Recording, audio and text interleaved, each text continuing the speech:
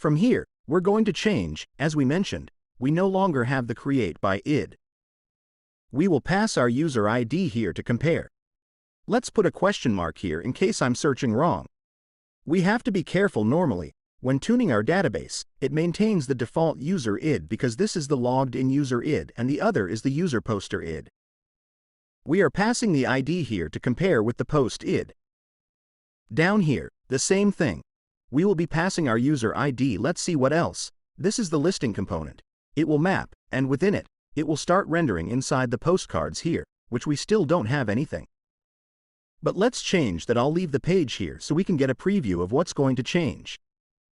Here we already have post id, we have id post, so we can use this as a parameter for React. Here, it would also be the id post that we would be sending. Id post, a type we don't have it, but it wouldn't be a problem. We can do it differently. The text would be the post itself.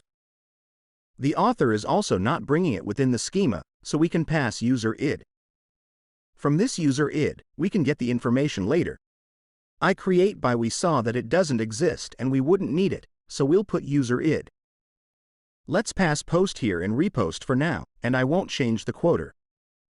Let's see what we can change now that we'll need inside the postcard. Just by passing these properties into your postcard component, it already started to bring the information. But we don't have the type, we don't have the user here bringing it. So we'll have to see how we can render this information and the username. And then, when you click to open the modal, we'll probably make another get. But we are already doing this with that API call to list all the posts we have in the database. Let's take a look now inside the postcard here, index. The postcard, which bears the name auth ID, which we are not passing on. You can make the call created by .id here. But let's see what we can do to make this call here and render it when we click our modal, which is missing some information that really isn't here. Let's configure that now. Let me decrease it a bit here, for us to see better. First, let's fix what is using the user and where it is being used here inside. Press Ctrl F. Let's check here, search. id. We already changed this here that time to avoid errors, perfect. Now here postcard, let's see what comes from it. Let's go back a file here. We can see that we weren't passing create by here. Let's close the other tabs not to clutter the screen.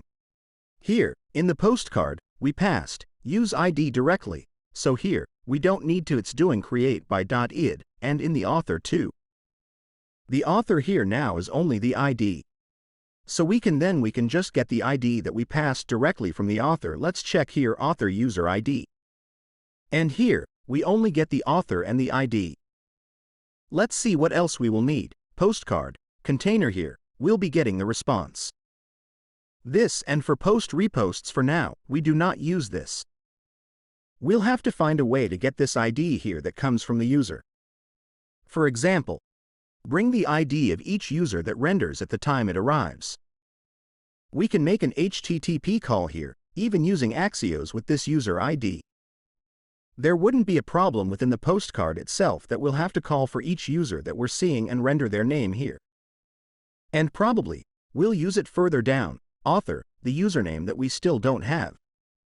So let's do this here. Let's build this HTTP call.